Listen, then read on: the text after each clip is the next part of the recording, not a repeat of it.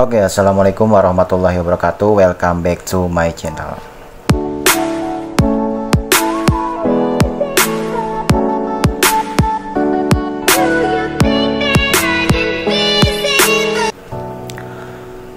Nah, oke cuy. Jadi akhir-akhir ini belum sempat juga ya megang sini ya, karena masih sibuk gitu. Di sini gua sambil santai sambil konten juga gitu. Anjay, ya apa cuy?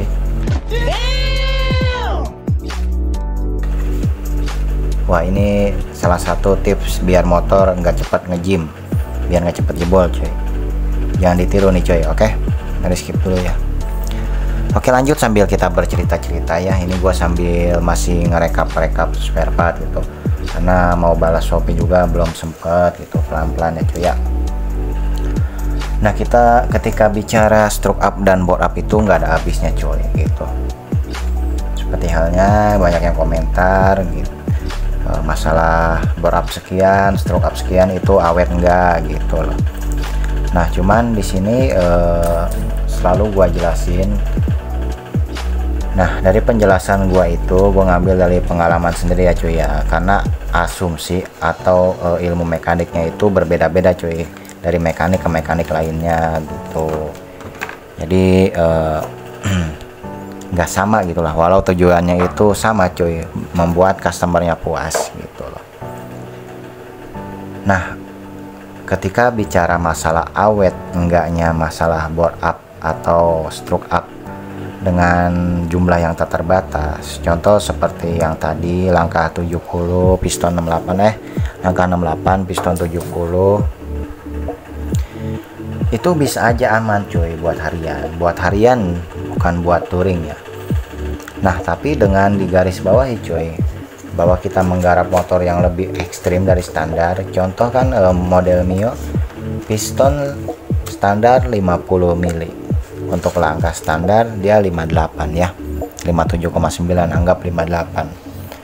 Ketika kita merubah ekstrim ya sudah pasti harus penyesuaian cuy. Lagi untuk harian ya cuy ya, jangan sampai dana 2 juta mau motornya awet, mau motornya enak cuy. Ini kebanyakan customer cuy, bang dana 800 bisa enggak, bang dana 2 juta bisa enggak.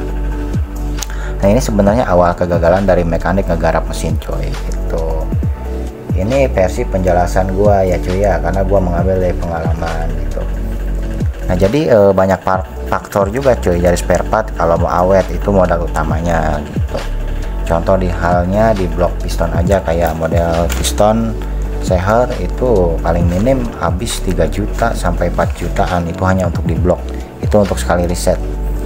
Karena jujur untuk diri sendiri juga, bengkel itu yang udah josnya itu nggak sekali riset cuy, bahkan ada sampai 3 kali ganti piston, 3 kali ganti liner, dan ada juga yang 1 kali sudah bungkus sudah riset gitu ya. Makanya di sini kadang yang membingungkan mekanik itu customernya itu minta sekali jadi. Nah, kenapa di luar sana yang mekanik terkenal itu ketika membuat motor dengan spek yang sama itu harganya puluhan juta.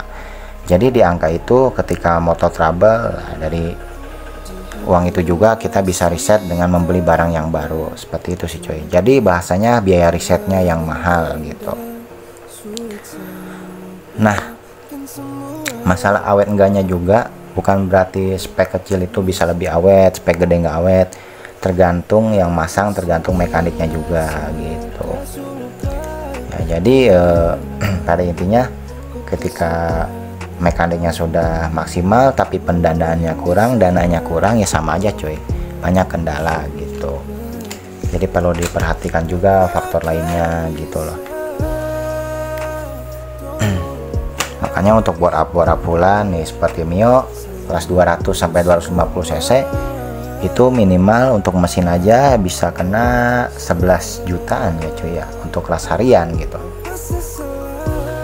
Sekarang kalau kita bahas dengan bocil, bang bos dapat sekian itu nggak bisa dijelasin sama orang-orang begitu cuy ya, karena susah cuy ketika kita menjelaskan tentang fakta di lapangan gitu. Jadi makanya terkadang untuk yang buka harga sekian-sekian gua nggak terlalu respon ya cuy ya.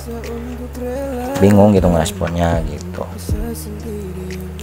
Nah makanya untuk apa namanya, masalah board up stroke up itu nggak ada habisnya cuy.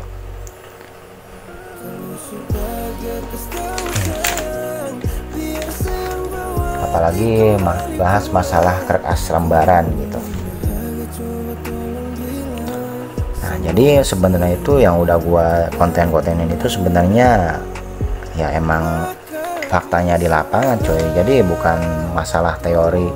Contoh crack as langkah 70 mili harus piston sekian-sekian dengan ukuran sekian, enggak coy. Jadi dulu juga gua pernah gagal gitu. Bukan dulu sih, kadang sekarang juga gagal coy gitu. Contoh seperti ini, misalkan kita bore up 1 sampai 2 juta gitu, tapi kita spek custom gitu. Jadi spek custom itu sebenarnya itu kalau udah ketemu settingannya itu rasa motornya itu biasanya di atas rata-rata spek yang PNP gitu. Nah tapi kemudahannya itu sebenarnya akan seperti noken PNP gitu, dengan contoh nih noken as bermerek kayak model T1, K1 dan lain-lain lah, itu lebih simpel gitu, pistonnya yang aftermarket gitu. Itu kan tinggal pasang aja. Beda kayak halnya kita pakai aftermarket. Contoh kita di Beat Karbu nih, setelah kita setting yang pertama ternyata bunyinya itu mengeluarkan bunyi gebrecek coy. Nah di sini customer itu harus bersabar. Nah biasanya itu ya masalah bore up custom itu ya kita mengeluarkan uang yang ekstra coy gitu. Ekstra itu bukan berarti mahal banget ditekan, contoh sekian juta tapi hasilnya sama aja. Nih contoh halnya gua nih, misalkan gua bore up ke temen nih, bore up misalkan 54, gua butuh dana 2 juta gitu. Nah ini mesinnya beda coy gitu, misalkan contoh udah gua pasang di halnya di noken as dengan spek noken as yang custom yang liftnya lumayan tinggi gitu. Terkadang ada yang enak pakai per klep 34 mili dengan cara memperpanjang klep. Terkadang juga ada yang enak pakai klep standar tapi dipendam. Nah di sini itu ya misalkan kita contoh mekanik bisa aja menghitung lebih, jadi bisa 2 versi. Kita ngitungnya itu ya misalkan gak enak kita ganti yang ini, nah kita biaya double. Itu sebenarnya udah banyak mekanik yang pakai metode itu sebenarnya gitu. Nah ini nggak bisa ditebak coy gitu. Nah hasil ketika kita maksimalin dana karena sama temen gitu, misalkan kita udah pakai yang 34 ternyata ada trouble gitu, berisik atau gimana, ya sebenarnya hal yang paling apa ya susah di mekanik itu ketika kita mau nyeting motornya lagi terkendala di dana juga coy. Kita mau nurunin per klep 32 itu banyak juga dananya gitu, karena per klep juga lumayan harganya coy gitu. Kita buka-bukaan aja secara real gitu di lapangan, buat apa ditutup-tutupi coy. Kalau cuma ada bocil yang nyeleweng omongan gak jelas ya biarin amat gitu. Oke, mungkin kalau ada yang mau ditanyakan silahkan di komentar, karena lebih enak bahas dari per komentar coy gitu. Ini sambil beres-beres biar ada konten juga ya coy ya.